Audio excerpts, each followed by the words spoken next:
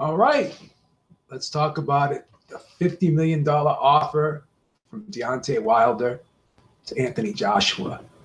And I'm excited about it. I think it's good news. I think it's a step in the right direction.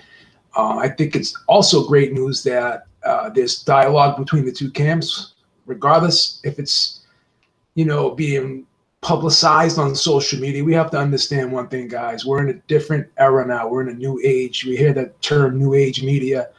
And regardless of people complaining, whether it be one side versus the other side, Wilder's team versus Eddie Hearn and Matra Boxing and Team Joshua, they're going to go back and forth complaining, oh, this should not be negotiated via social media. But we've heard that story before. And, we're in a different era where everything gets publicized. Everyone talks about things via social media. And I think that's just the way of the world today. Now, obviously, there are going to be closed door negotiations between the two camps. And when the deal is finalized, it's not like any of us are going to be in the room. It's not going to be broadcast via social media. There will be a private negotiations when this gets done. Let's talk about a few things and let's refute a few arguments. I wasn't totally taken aback by the original offer. I thought it was a good starting point. I'm not saying it was the best offer, but it wasn't a horrible offer either. I think it was a good first initial offer, and there was room to go up from there in regards to the $12.5 million. But I also said that, you know what? If Team Wilder does not like the terms of the official deal, or the original deal, I should say, then they needed to get other people involved. They needed to get Showtime on board, and Showtime said they would help out mediate the negotiations. But I had suggested Showtime needed to step in and help with the financing, put some, get some money from Showtime/CBS, have Les Moonves step in like Les Moonves did with the Mayweather-Pacquiao negotiations. I thought that would have been a great move. And also get investors, have, try to pitch this thing to a Vegas casino, get a site fee from them, and then, use that to help add some funds to this fight. But one thing people are forgetting, people are so critical about this offer and saying that it's not legitimate and Deontay Wilder and Deontay Wilder's team does not have this money. But one big thing people are forgetting, there's one factor that it's not being taken into consideration here, and that's Al Haymon. This man is a genius. And this man, it's no mistake that this man has been part of the 4 biggest boxing events in history. And, we've seen what he's been able to do with Floyd Mayweather, how he was able to get Floyd Mayweather a $100 million guarantee up front before he even stepped in the ring with Manny Pacquiao. And that was without the back-end money. And also Floyd Mayweather got a $100 million guarantee before anything was finalized with Conor McGregor in terms of back-end money on that situation as well. So this is a man that's been able to negotiate to have his fighter, Floyd Mayweather, get 2 upfront $100 million guarantees. Not only that, he was also able to broker a deal with Waddell and Reed where they were investing $500 million into PBC. So this man's been able to negotiate and generate and bring people on board in terms of investment companies and investors and sponsorships and all of that. He's been able to get a lot of money out of people. So who's to say that he doesn't have some type of negotiation going on behind the scenes where, like I said, a Vegas casino is going to put up the site fee and put up a substantial amount. Who's to say that he hasn't brought in CBS and Showtime on board? Say, hey, you put this thing on pay-per-view, put up the $50 million, whatever, and how we'll invest in this and shoot for the stars here. And at the very least, we break even. You know what I'm saying? We pay Joshua the $50 million, and at the very least, we may not get what we want, or we may get what we want. It's a gamble. If they believe that this fight can do 70, 80 million, then they can afford to give Joshua that 50, and then Wilder would end up getting, you know, somewhere about 20, 25 million, which is still a lot more than that 12.5 that was originally offered. So worst case scenario, they're seems as though they're projecting $65-70 million in revenue for the fighters, and you know, at the very least, you know, Joshua's going to get 50 million, and Deontay Wilder would end up probably with somewhere around 20 million at the very least. And the top end of that, it could be, you know, who knows, sky's the limit, because this fight could take off. I mean, I was skeptical about it if it was just going to be done in the UK and Showtime was just going to pay a flat fee for the, you know, for the broadcasting rights. But if Showtime does step in, if a Vegas casino does step in and put some money up front, and if Showtime puts this on pay-per-view and they really promote the hell out of it, and they charge $80 for this pay-per-view, and this pay-per-view does somewhere in between 500,000 and 1 million pay-per-view buys, which is not impossible. It's not impossible if it's promoted right. Then this money could be generated. But that's the key thing here, is having you know, people from Deontay Wilder's team, having them go out and talk to Showtime, talk to Vegas casinos, talk to investors. Don't rely on Eddie Hearn to put up the money, because if you rely on Eddie Hearn to quarterback this whole thing and be the lead promoter of this whole thing, then you're going to have to deal with his terms. And if he's putting up all the money and you're relying on him to make the deal based off of the Sky money and based off the Matchroom Sport money, then you're going to take what he gives you. So that, you know, the way to go here was to bring other people into the mix and you know, try to generate that revenue so both fighters get paid handsomely, and you know, have other people help promote this fight and really push this fight. So if this fight does go on Showtime pay-per-view, where it looks as though it may end up, because that's what Shelly Finkel kind of suggested, then that's a good move. So for people saying, yeah, you know, Deontay Wilder doesn't have the 50 million. Of course he doesn't have the 50 million. But again, Showtime and CBS have 50 million. A Vegas casino definitely has 50 million. There's probably a ton of investors out there and sponsors and companies that would sponsor this event that have 50 million. So that is where this 50 million is going to come from. So anyone that questions Al Haymon and his ability to generate funds, all you have to do is look at the PBC.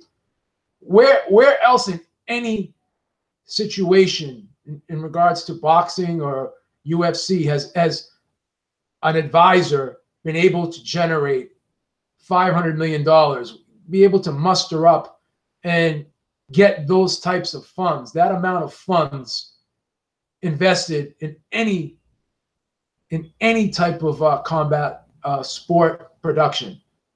Dana White's never been able to get $500 million out of someone up front like that. You know, Bob Arum hasn't.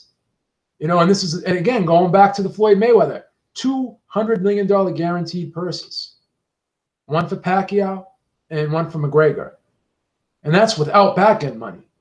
So this man knows how to get things done, Al Haymon, and that's the X factor that people are forgetting about.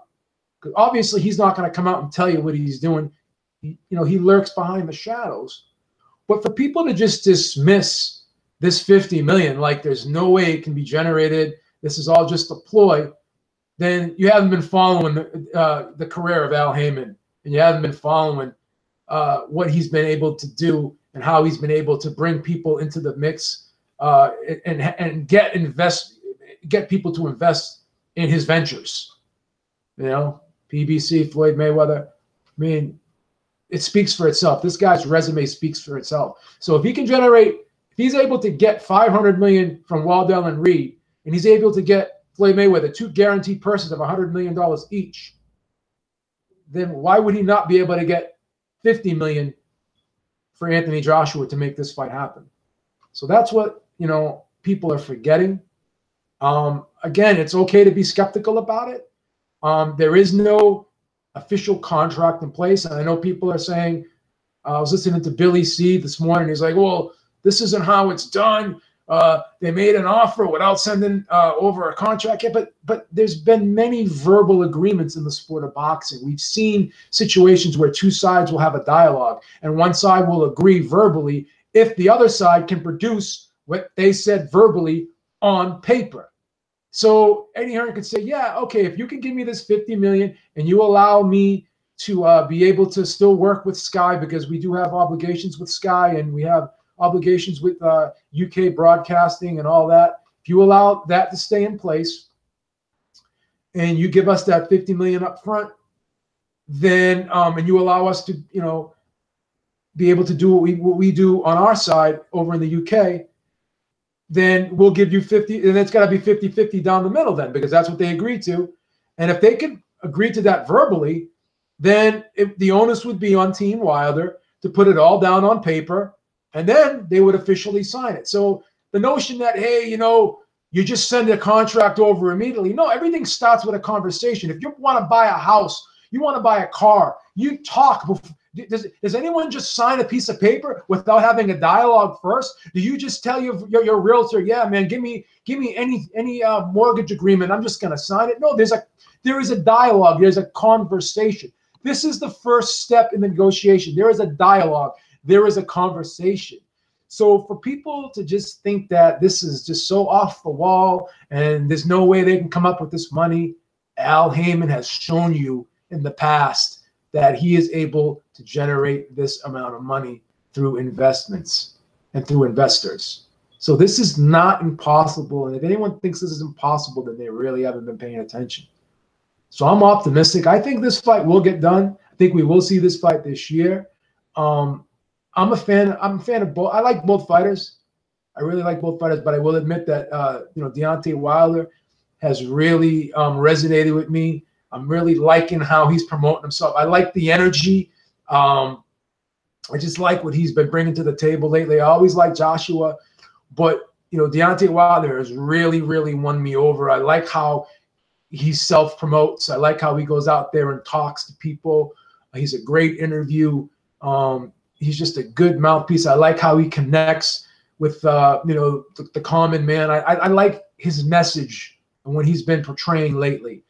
And I like Joshua too, but in recent weeks and months, Deontay Wilder has really, really won me over. And I always liked him, but I'm really starting to admire how he's carrying himself, and I think he's representing America very well as our heavyweight champion. So I'm proud to say that Deontay Wilder is the heavyweight champion for us in America. But that's not to say that I don't respect Anthony Joshua as well. I think this is definitely a tight fight. I still lean towards Joshua if you put a gun to my head. But you know what? I wouldn't even bet this fight. If I was to bet this fight, I would bet that it would end in a knockout. So I'm more so a fan of the fight first and the fighter second. I really want to see the fight. I'm not bullshitting. I really want to see the fight. I'm rooting for this thing to get worked out. I'm not going to be the negative Nelly here and automatically just dismiss everything that's being said by both camps. Oh, the $50 million is bullshit. No, I don't think the $50 million is bullshit. I really don't.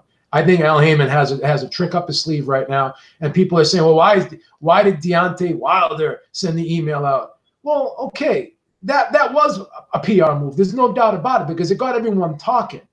If the headline was, oh, Team Wilder sends a deal out, yeah, it would probably get some headlines, but this pushes it over the top even more that it comes from Deontay Wilder. And then you know what? Shelly Finkel immediately confirmed it. So it's not like this deal was bullshit. It was a legitimate offer. It was just kind of cool and a little bit different, a little bit over the top the way it was delivered, having it come from Deontay Wilder.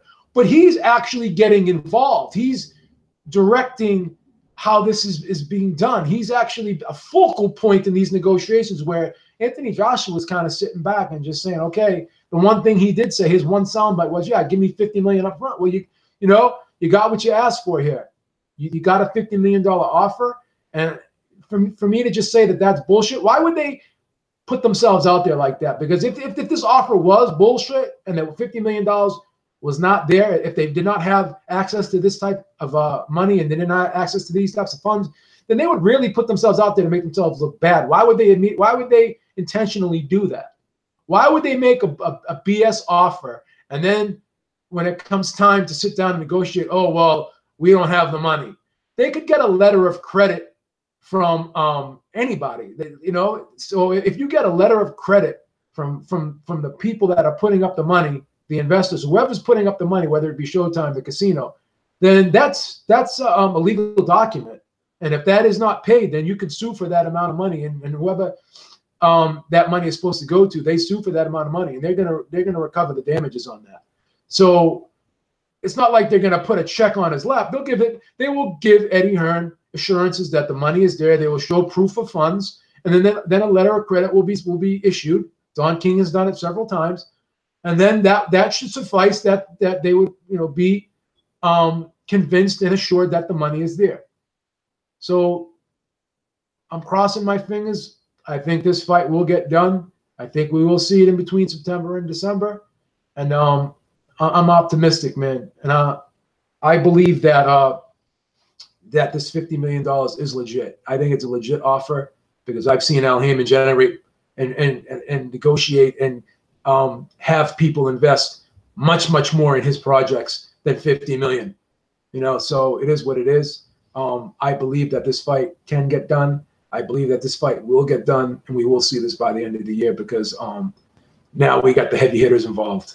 We got the heavy hitters involved, and I suspect strongly that Showtime is really pushing for this fight, and I strongly believe that a Vegas casino would definitely put some serious cash up, and they would be able to get a lot of investment companies, a lot of companies in general to really buy into this fight. And I think that this fight definitely could happen.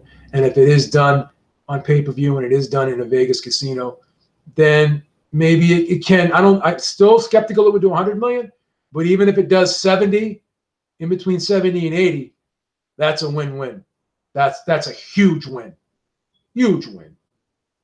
All right, guys, let's cross our fingers. Let's be optimistic. And, you know, let's try to be a fan of the fight first and then the fighter second. I know that's kind of hard sometimes because the sport is very, very divisive. It's very tribal, and I understand people are going to be on their own sides, but you know what?